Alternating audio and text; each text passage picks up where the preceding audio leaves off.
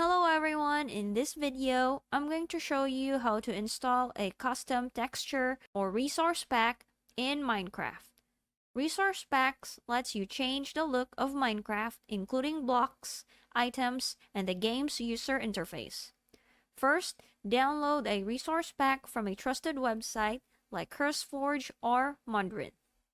The resource pack should be downloaded as a zip file, so don't extract it. As an example, I'm going to use the Better Leaves texture pack. Next, open Minecraft and click Options. Then, click Resource Packs.